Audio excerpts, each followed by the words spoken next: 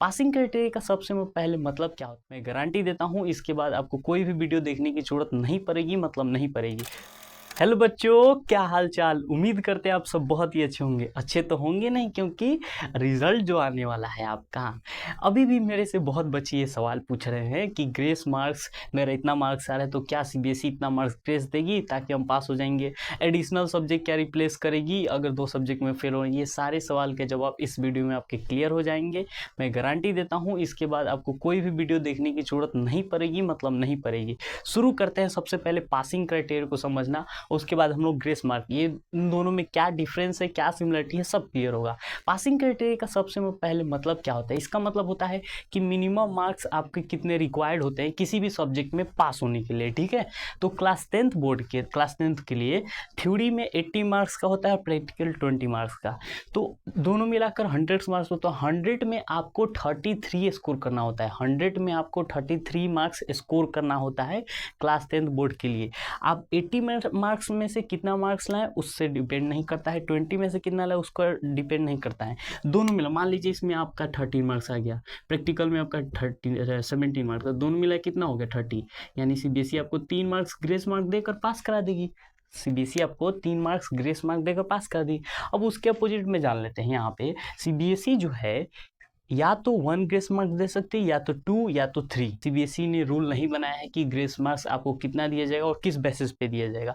ऐसा सीबीएसई जो मार्क्स देती है उसकी तरफ अनुमान लगाया गया कि जैसे 1 मार्क्स दे सकती है, 2 मार्क्स भी दे सकती है और 3 मार्क्स भी दे सकती है। अब मान लीजिए कोई बच्चा 20 नहीं ला रहा है तो शायद चांसेस बनता है कि 4 मार्क्स उसको मिल जाए और 4 मार्क्स देकर सीबीएसई पास कर दे।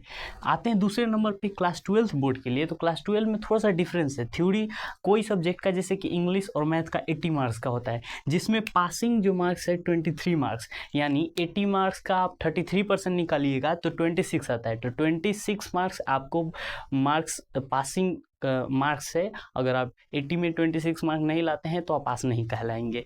और वैसे ही जो 70 मार्क्स के पर, जैसे फिजिक्स, केमिस्ट्री, बायो, उसमें आपको 70 में 23 मार्क्स स्कोर करना होता है। अगर आप 23 मार्क्स स्कोर नहीं करिएगा तो आपको फेल कहला जाएगा। समझ में आया?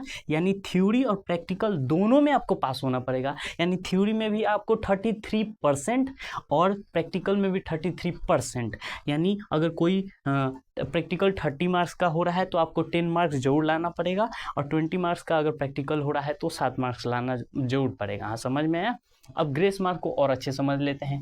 पहला बात आप मैं बता दिया कि आपको 1 मार्क्स, 2 मार्क्स या 3 मार्क्स मैक्सिमम तक आपको ग्रेस मार्क दिया जा सकता है, ठीक है, आउट ऑफ सिलेबस। दूसरा कंडीशन होता है ग्रेस मार्क देने का कि अगर क्वेश्चन मान लीजिए आउट ऑफ सिलेबस आ जाए, यानी सीबीएसई के पेपर में कोई ऐसा क्वेश्चन दिया जाए जो कि वो थोड़ा हाई लेवल वाला सवाल था, पढ़ा बुक में नहीं था, बुक से रिलेटेड था लेकिन उतना हाई लेवल वाला था, बच्चों को वो नहीं पढ़ाया गया था। तो अगर आपने थोड़ा सा भी अटेम्प्ट किया है तो सीबीएसई जो है आपको मार्क देती है, कुछ ना कुछ मार्क उसमें देती है। तीसरा जो रूल है, अगर मान लीजिए आपका ओवरऑल प्रेजेंटेशन है पेपर का अच्छे से है, सीक्वेंस में भी बहुत अच्छे से लिखे, राइटिंग भी बहुत अच्छा है, अगर कोई क्वेश्चन आपको नहीं आता है लेकिन फिर भी आप उसको थोड़ा सा अटेम्प्ट करने का प्रयास किए हैं आपने, तो सीबीएसई उसमें आपका मार्क नहीं काटती है, दया दिखा देती है और आपको उसमें जितने मान लीजिए 4 मार्क का क्वेश्चन होगा तो 3 मार्क्स आराम से दे देती है। अगर आपने नहीं लिखा होगा, थोड़ा सा सिर्फ लिखा होगा तो, ठीक है। तो ये ग्रेस मार्क के ये सारे रूल हो गए।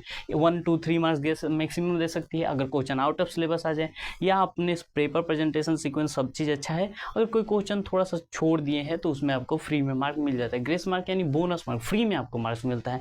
ये भी और अच्छे समझ में आ गया होगा। अब बहुत सारे क्वेश्चन रहते हैं कि मान लीजिए यहाँ पर मैंने बताया 29 मार्क्स आ रहा है, 33% जबकि पासिंग मार्क होता है, तो क्या 4 मार्क आपको मिलेगा? हो सकता है, मिल सकता है, अगर आपका पेपर प्रेजेंटेशन खूब अच्छा होगा तो, जरूरी नहीं है। समझ में आया? मैक्सिमम 3 मार्क्स मिलता है। फिर से बता रहा हूँ, कोई ऑफिशियली सीबीएसई अनाउंसमेंट नहीं करती है कितना मार्क्स दिया जाएगा, ठीक है। उसके बाद एक और मन में आपके सवाल आता है कि एडिशनल सब्जेक्ट को लेकर, कि मान लीजिए मेरा 6 सब्जेक्ट है और मैं 2 सब्जेक्ट में फेल रहा हूँ, तो एक सब्जेक्ट को एडिशनल सब्जेक्ट से रिप्लेस कर दिया जाएगा, और दूसरा सब्जेक्ट जो है जिसमें आप फेल हो रहेंगे, दूसरा सब्जेक्ट, उसको क्या किया जाएगा, उसमें ग्रेस मार्क्स देकर पास करा दिया जाएगा। अगर आप ग्रेस मार्क्स देकर भी नहीं पास हो रहे हैं तो फिर तो आपको कंपार्टमेंट एग्जाम देना पड़ेगा, ठीक है। आशा करते हैं ये सारा जो डाउट है पासिंग क्राइटेरिया और ग्रेस मार्क को लेकर बहुत ही अच्छे से क्लियर हो गया। अभी भी कोई मन में आपके डाउट है तो कमेंट जरूर कीजिए, मैं उसका रिप्लाई बहुत अच्छे से दूंगा, अच्छे से समझाऊंगा आपको कमेंट में ही, ठीक है। और रिजल्ट जो है आपका मई के फर्स्ट वीक में आने वाला है, तो रिजल्ट का वेट कीजिए। एक और चीज़, हमारे चैनल पे जो है नए लेक्चर्स, न्यू बैच लंच होने वाले हैं। क्लास 9th और 10th के लिए फिजिक्स, केमिस्ट्री और मैथ पढ़ाए जाएंगे, तो अपने छोटे भाई बहन को ज़रूर बताइएगा इस चैनल के बारे में, ताकि वो भी बहुत अच्छे से फिजिक्स, केमिस्ट्री, मैथ को लर्न कर सके, ठीक है। मिलते हैं आपसे अगले वीडियो में, तब तक के लिए राधे राधे।